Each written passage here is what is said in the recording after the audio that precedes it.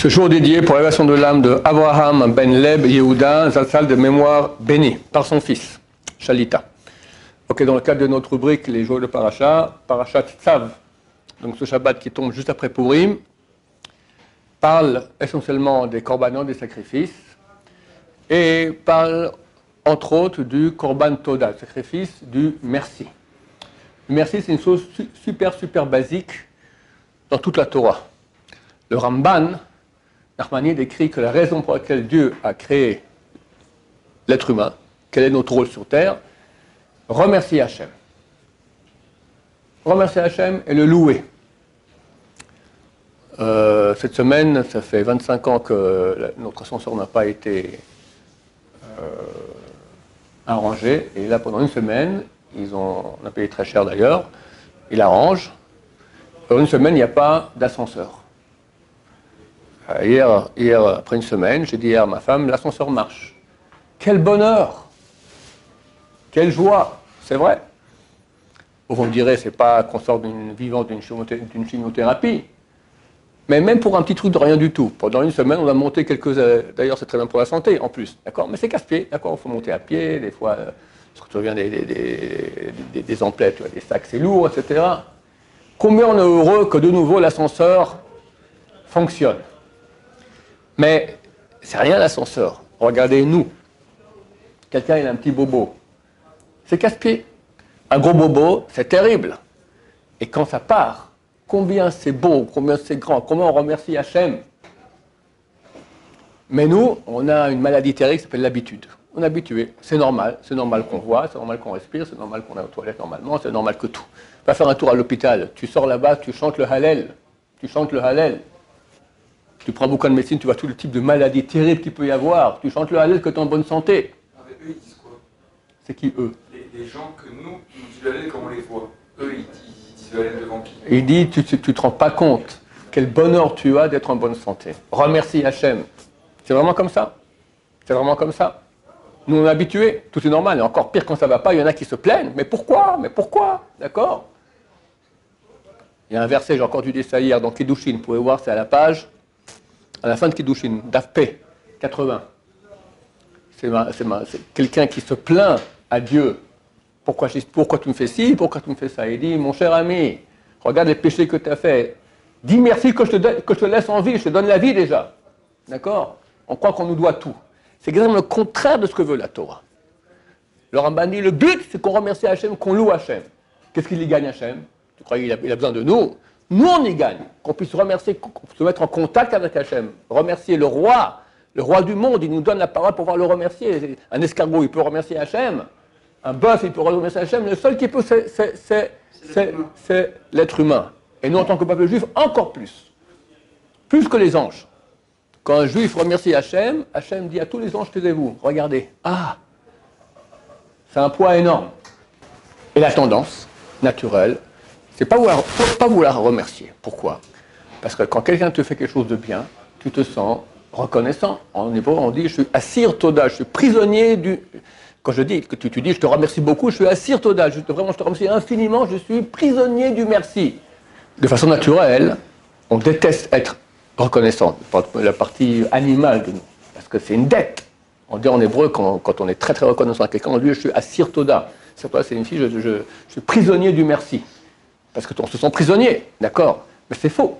On doit savoir, et je vous dis ça, hélas, pas en connaissance de cause, parce que j'ai beaucoup de travail à faire là-dessus, mais nous tous, d'accord? Les sages d'Israël, ils disent une chose terrible, ils disent que celui qui n'est pas reconnaissant de son prochain, à la fin, il arrivera à ne pas être reconnaissant d'Hachem. Nous, on n'est ni Hachem, ni le prochain, ni rien.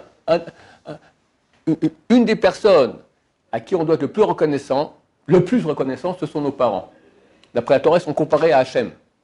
Parce que le commandement d'honorer son père et sa mère, c'est le 5e de la première table, qui sont dans la relation entre nous et Hachem. Que vient faire maintenant honorer mes parents dans la première table qui concerne ma relation avec Hachem? Réponse, ils sont comme Hachem, ils t'ont créé.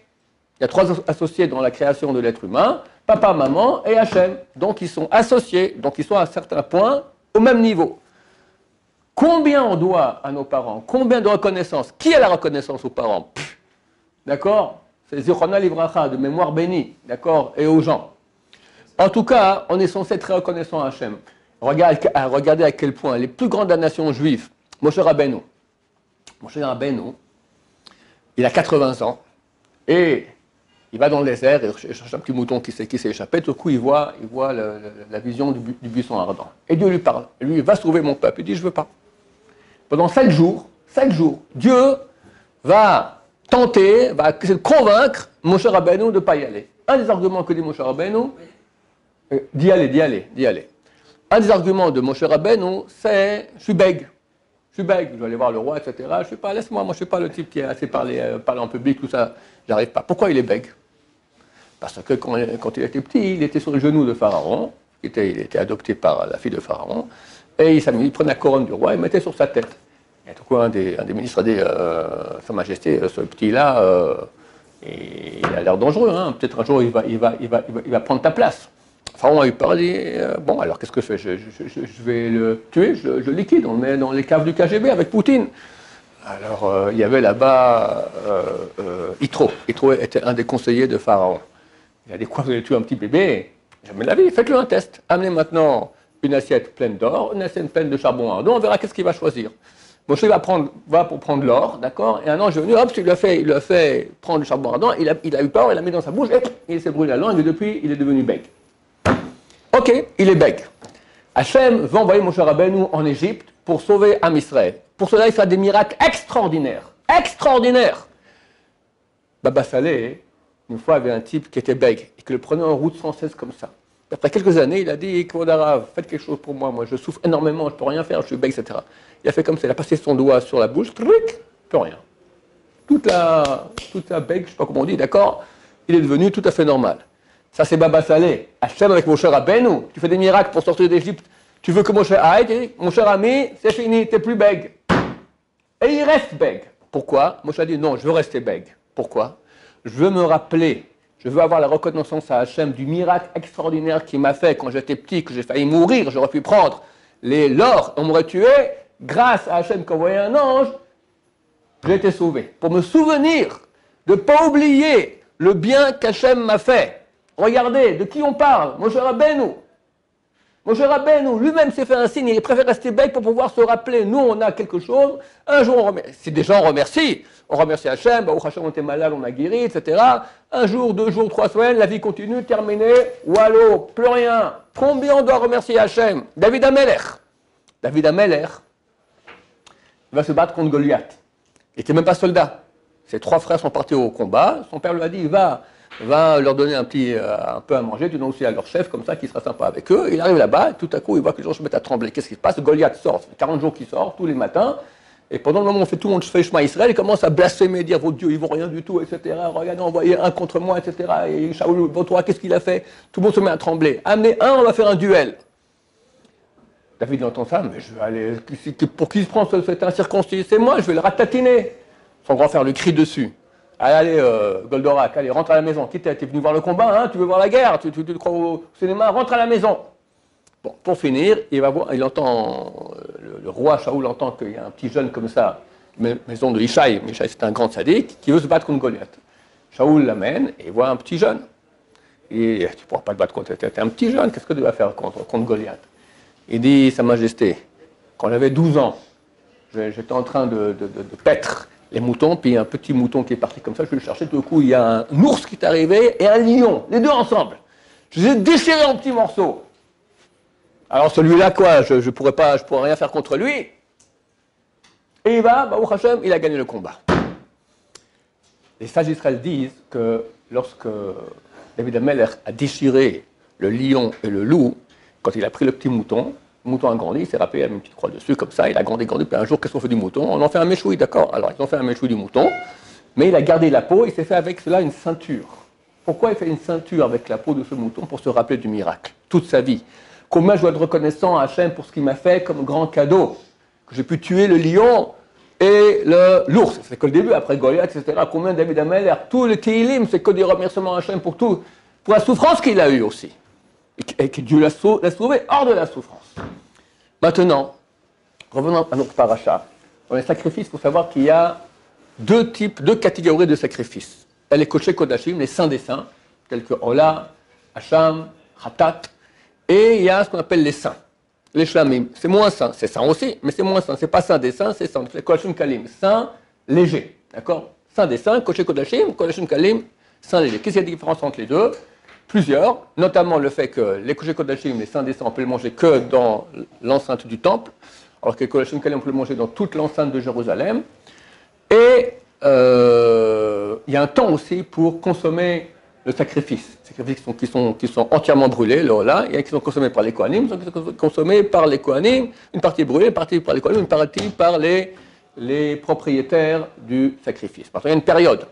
Tous les Kodesh Kodashim, tous les saints des saints, on peut les manger la journée, la nuit, jusqu'à l'aube, pas plus. Après ça devient notar, si on le mange, c'est karet, ils sont karet, extrêmement graves. D'accord? Les saints normaux, légers, on peut les manger jour, nuit et jour jusqu'au coucher du soleil. Il y a une seule exception, c'est le Korban Toda, le sacrifice du merci. Le sacrifice du merci, c'est un Kodashim Kalim, c'est un saint léger. Donc normalement, on peut le manger jusqu'au coucher du soleil. Lui, on peut le manger que jusqu'à l'aube, beaucoup moins de temps. Et il y a encore une chose différente dans le Korban Toda, c'est que d'habitude, on amène un animal, et aussi il y a un mincha, une sorte de pain qu'on amène aussi avec. Le Korban Toda, on amène un animal et 40 pains, environ 50 litres. 50 litres, c'est une quantité en volume de farine pour en faire 40 pains, 10 de chaque type, toutes sortes de pains, des pains cuits, des pains frits, des pains comme ci, des pains comme ça, 40. Donc le type, il doit manger ça en une journée, jour, nuit, jusqu'à l'aube. Il ne pourra jamais manger 40 pains.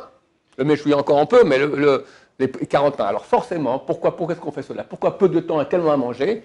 Parce qu'il vient dire merci. Quand il amène le sacrifice, il doit amener ce sacrifice. Tous les sacrifices, on met la main gauche sur le front, d'accord, on met sa tête face au sein des saints, la main gauche sur le front, la main droite sur la main gauche, de toutes ses forces, et normalement, quand on amène pour expier un péché, on dit j'ai fait ce péché-là, je regrette, je fais tchouva. Mais là, il n'y a pas de péché, c'est Korban Toda, c'est un sacrifice du merci. Alors il dit merci, Dieu j'étais dans le problème X, Y, Z. C'est marqué Kol Haim Yodou Chasela, le Shulchan Aruch, chapitre 119, dit dans quel cas on doit faire la bracha, chaque banane Kol Touv, qui m'a fait le gomel, d'accord? On remercie Hachem. Il dit Kol Haim Yodou Chasela, c'est une partie de la prière, l'avant-dernière bénédiction de la prière. Tous les vivants te remercieront, te diront Toda, Yodoucha, c'est Toda, merci. Alors on dit Kol Haim, le mot Haim, c'est les 4 lettres. Chet, Yud, Yud, Mem. Chet, c'est Chavouch, quelqu'un qui était en prison. Même garde à vue pendant une demi-heure au poste de police, tu sors, tu dois faire la bracha. Yud, Yisurim, maladie. Il était malade, 3 jours couché, il se lève, il doit faire la bracha. Yam, la mer, elle est passée dans la mer, d'accord? Tu es revenu vivant de la mer, à l'époque, il y avait les tempêtes, tout ça, c'est pas du tout clair que tu seras sauvé. Et Midbar, le désert, il y a des gangsters là-bas, etc. Aujourd'hui, on considère aussi que prendre l'avion, c'est cela, et il y en a qui disent même la route. Il y en a qui disent c'est une route vide, une route pleine, peu importe. Ici en Israël, chaque fois que tu passes par un endroit où des territoires libérés, d'accord, avec de la population autochtone, cousine à nous, quand tu ressors de là-bas, faire la bracha. Parce qu'ils ont tendance à tuer les gens, et à envoyer des pierres, tu es sorti vivant, donc il faut faire la bracha. En fait, à la base, c'était ceux qui ramenaient un korban toda, un sacrifice toda. Le type, il fait Tel Aviv, aller-retour en voiture, il faut amener un sacrifice avec 40 pains, d'accord. Bon, à l'époque, il n'y avait pas la voiture ni Tel Aviv, mais quand il passait dans le désert, des choses pareilles, où chaque miracle, pas extraordinaire, mais un petit miracle, tu étais en situation de souffrance, de danger, et Baruch Hashem, tout s'est bien passé, où tu t'en es sorti, t'amènes un sacrifice Toda à Hashem. Alors pourquoi les 40 pains et si peu de temps? Tu ne pourras pas manger cela tout seul pour en faire un buzz, comme on dit. D'accord? Les gens vont venir, qu'est-ce qui s'est passé? J'étais à Tel Aviv, sur la route, il m'a lancé des pierres, je suis revenu, d'accord? Ah, extraordinaire, et tout le monde va louer Hashem. Combien c'est important de louer Hashem? Bézat Hashem, Mashiach vient bientôt, on amène les sacrifices. Une fois qu'on amène les sacrifices, alors Chata, c'est pour Chilou Shabbat, tous les péchés qu'on a fait, etc. Au bout d'un moment, fini. C'est marqué le seul sacrifice qui va rester à l'époque messianique, après qu'on a tout payé, Korban Toda, le sacrifice du merci. Remercier Hashem, louer Hashem. Bézat Hashem, que très bientôt Dieu reconstruit son temple, qu'on puisse aller le remercier encore plus que ce qu'on essaie de faire aujourd'hui, ce qui n'est pas assez. On a maintenant le sacrifice Toda, Bézat Hashem, avec, qu'on va dire là-bas, les chants du roi David, avec amour vers Hashem. Baruch Adonai, l'olam, amen va amen.